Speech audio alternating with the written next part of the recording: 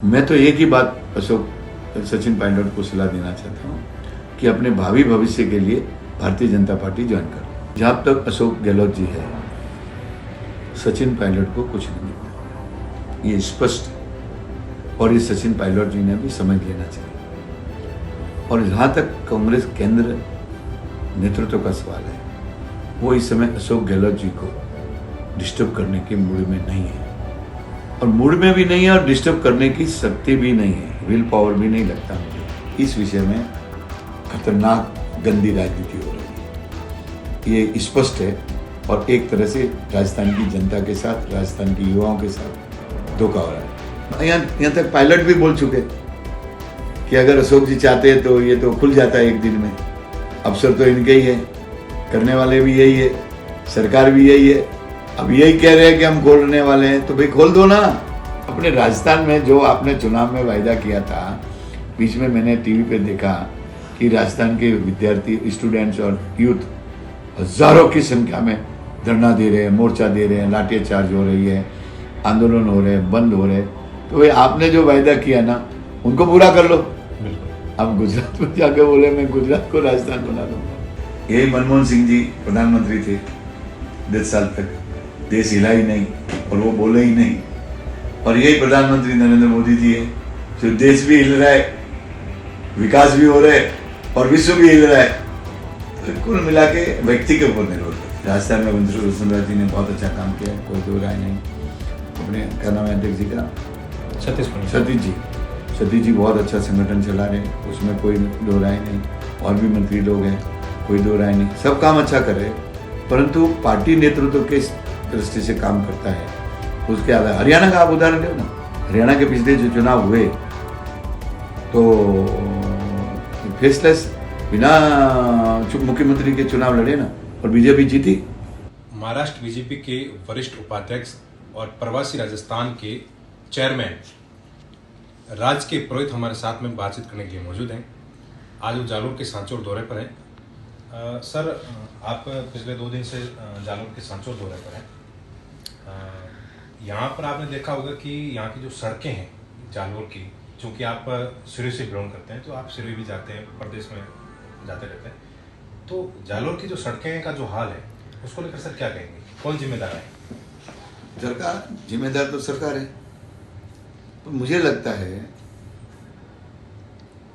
बहुत दर्द दुख की बात है कि जब पूरे देश में सड़कों का जाल बिछा हुआ है, और अभी तो one of the super express, मतलब नंबर वर्ल्ड में नंबर जिसका लगने वाला है, दिल्ली टू मुंबई 1400 किलोमीटर, जो दौसा तक उसका उद्घाटन हो रहा है 10 तारीख को। फिर महाराष्ट्र में जो प्रगति मार्ग है वो शिरडी तक नागपुर से हो गया है, थोड़ा बाकी है 200-250 किलोमीटर। ये रास्ते मैंने बताया ना जो वर्ल्ड क्लास है। फिर 1-2 रास्ते जो वहाँ पर बने हैं उत्तर प्रदेश में। जब ऐसे माहौल हो और जब देश भर में, और इंटरेस्टिंग आपको बता रहा हूँ, टॉप प्रायोरिटी है अगर एग्रीकल्चर के बाद, इवन डिफेंस से भी ज़्यादा तो रोड को है, रेलवे को है। और ऐसे समय जालोर जो जिला इस देश में इस समय आर्थिक दृष्टि से, मैं आपको एक और बताता हूँ आपके दर्शकों को कि मैं प्रवासियों का राष्ट्रीय अध्यक्ष हूँ और प्रवासी मूवमेंट मैंने पूरे देश में, राजस्थानी मूवमेंट में अदा किया है। तो मुझे आर्थिक थोड़ा बहुत रहता है, 2 पैसे का अकल रहती है। Jalore is going to be, Jalore एक बहुत बड़ा तूफानी आर्थिक क्षेत्र बनने वाला है। देखिए, पहला ग्रेनाइट जालोर में, गोल्ड बिजनेस इंडिया का जालोर के हाथ में, मोबाइल बिजनेस जालोर के हाथ में, मेटल बिजनेस जालोर के हाथ में। ये जो नर्मदा नहर जालोर में, जोधपुर से भी पानी जो आ रहा है वो भी जालोर के कुछ कई हिस्सों में पानी आ रहा है। एग्रीकल्चर यहाँ पर देश की जो नंबर, देश क्या वर्ल्ड की जो सबसे बड़ी गौशालाएं हैं, पथमेड़ा या नंदगांव, वो जालोर में, दुनिया का सबसे ज़्यादा जीरा जालोर में पैदा हो रहा है, रायड़ा जालोर पैदा हो रहा है। नहीं, इकोनॉमिक दृष्टि से मैं आपको कह रहा हूँ कि जो सारे ताकतवर डेवलपमेंट के जो इकोनॉमिक चाहिए ना, मैं ये आपको दावे के साथ कहना चाहता हूँ कि जालोर, मैंने अभी आपके कलेक्टर साहब वहाँ आए थे मुंबई में, मुझे भी बुलाया था और मैंने भी वहाँ पर अपने विचार रखे थे। तो मैंने यही कहा, हाँ, भिनमाल मुंबई में जो भवन निर्माता है वो भी जालोर के हैं। तो सारा economic activities in Jalore district में इतनी बढ़ने वाली है कि अभी देखिए ना, हडेचा कीर्ति स्तंभ बन रहा है, तो सुंदा माता, ये सब टूरिज्म के सेंटर है। तो गुजरात से लगाव, गुजरात का भी अपना इकोनॉमिक डेवलपमेंट हो रहा है, तो गुजरात से जुड़े हुआ जिला है। तो आने वाले समय में जालोर एक आर्थिक दृष्टि से, सिर्फ राजस्थान में नहीं, मैं ये कहना चाहता हूँ, पर हिंदुस्तान में आर्थिक दृष्टि से एक ताकतवर जिला जाना जाएगा।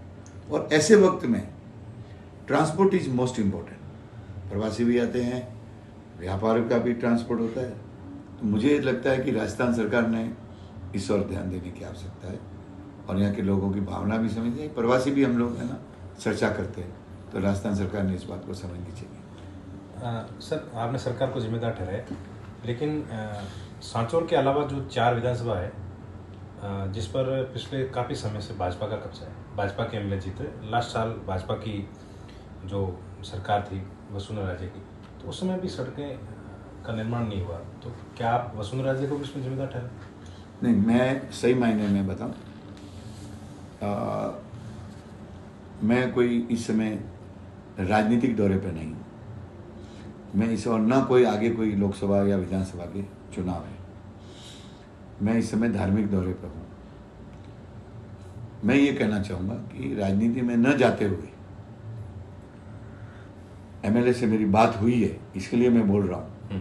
उन्होंने कहा कि हमने आंदोलन किए, हमने कोशिशें की, पर जितनी सफलता मिलनी चाहिए उतनी नहीं मिली।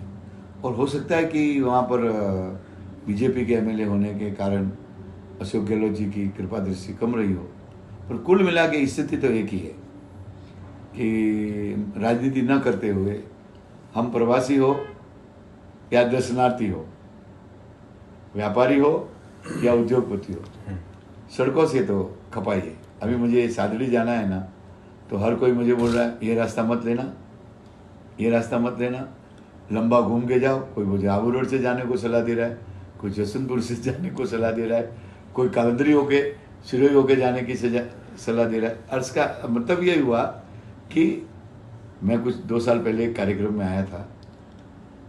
अब मैं स्पष्ट कहना चाहता हूँ, मैं कसम खा के गया था कि जब तक रोड नहीं ठीक होंगे वापस जालोर सिरोही वापस नहीं आऊँगा।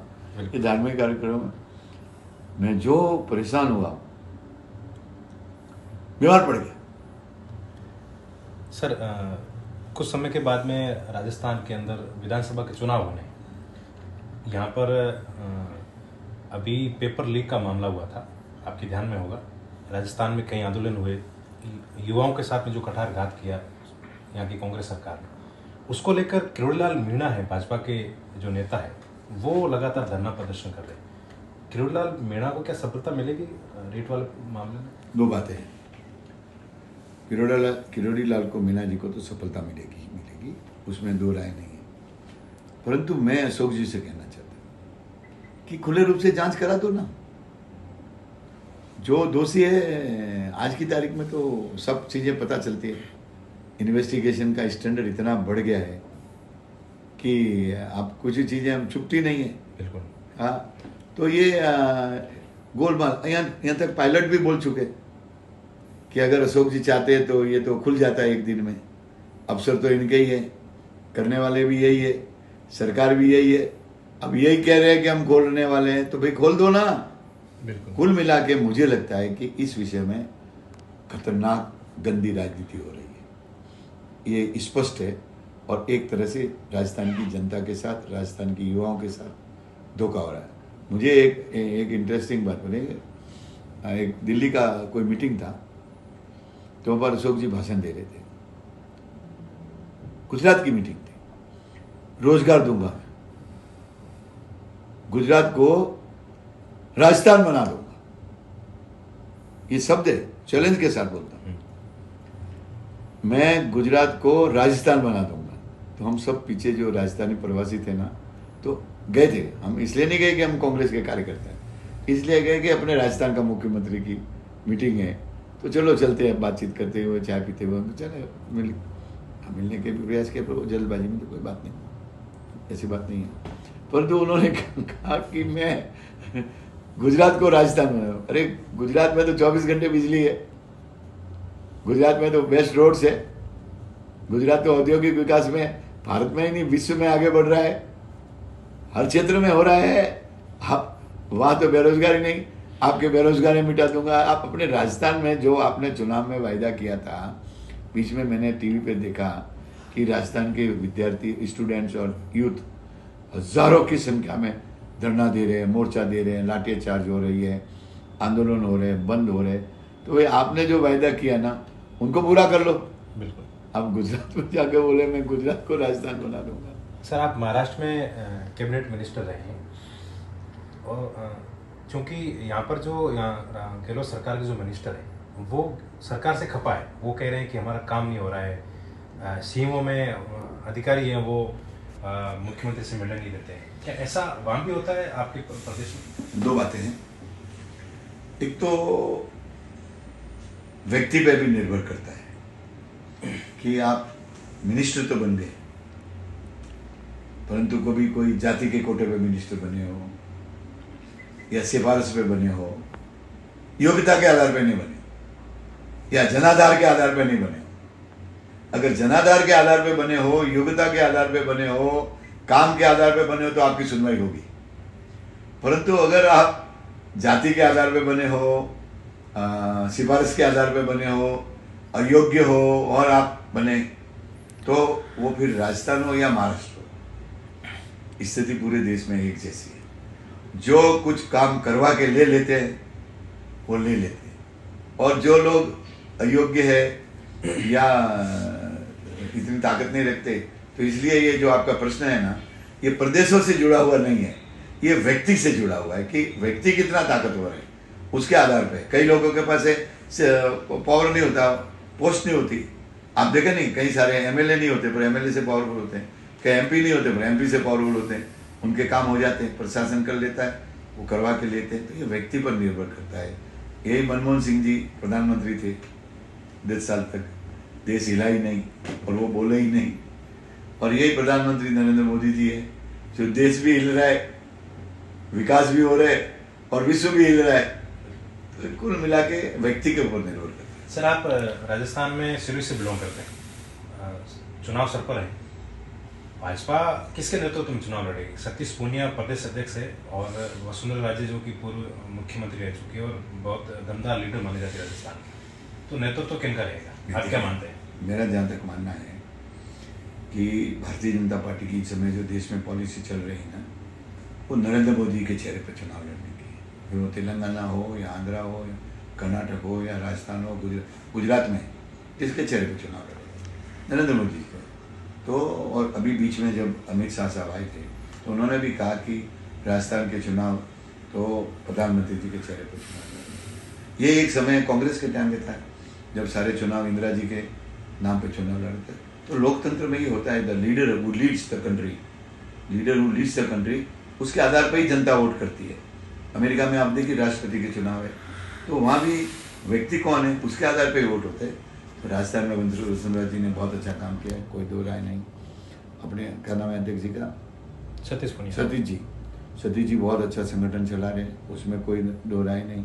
और भी मंत्री लोग हैं, कोई दो राय नहीं, सब काम अच्छा कर रहे हैं। परंतु पार्टी नेतृत्व किस दृष्टि से काम करता है उसके आधार। हरियाणा का आप उदाहरण लो ना, हरियाणा के पिछले जो चुनाव हुए तो फेसलेस बिना मुख्यमंत्री के चुनाव लड़े ना, और बीजेपी जीती और लाटर साहब बने, मुख्यमंत्री बने। तो ऐसा नहीं है कि वो हर बात मुख्यमंत्री जी। हाँ, दूसरी तरफ योगी जी के नेतृत्व में चुनाव लड़े, और एक ही बात है, जैसा प्रदेश, जैसी परिस्थिति थी और जैसा समय, राजनीति अपने अनुकूलता के हिसाब से रहती है। सर आखिरी सवाल, सचिन पायलट कांग्रेस के लीडर माने जाते हैं, आपकी दृष्टि से क्या लगता है सचिन पायलट को क्या मिलेगा, आप क्या सोचते हैं? मुझे लगता है कि जहाँ तक अशोक गहलोत जी है, सचिन पायलट को कुछ नहीं मिलना, ये स्पष्ट है। और ये सचिन पायलट जी ने भी समझ लेना चाहिए। और जहाँ तक कांग्रेस केंद्र नेतृत्व का सवाल है, वो इस समय अशोक गहलोत जी को डिस्टर्ब करने के मूड में नहीं है, और मूड में भी नहीं है, और डिस्टर्ब करने की शक्ति भी नहीं है, विल पावर भी नहीं लगता मुझे कि वो है। मीठी मीठी बातें भले कर लो, आ जाओ और दौरे में पायलट जी को साथ में ले लो, और हिमाचल प्रदेश की एक मीटिंग में बुलवा लो, और वो प्रियंका जी आ गए और बातें हो गई और फोटो अखबार में आ गए, और it's a different thing, it's not a real politics. Real politics क्या है कि आप लीड ले सकते हैं क्या? आप लीड लेते तो लीड में चुनाव जिता सकते हैं क्या? तो मुझे लगता है कि इस दृष्टि में कांग्रेस पार्टी डिस्टर्ब चल रही है कि अशोक गहलोत को डिस्टर्ब करना ठीक नहीं होगा। तो उस समय मैं तो एक ही बात सचिन पायलट को सलाह देना चाहता हूँ कि अपने भावी भविष्य के लिए भारतीय जनता पार्टी ज्वाइन कर।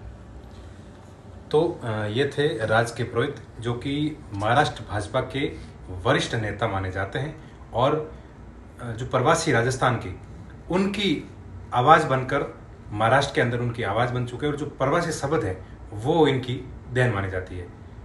नरेश बिश्नोई, राजस्थान तक, जालोर।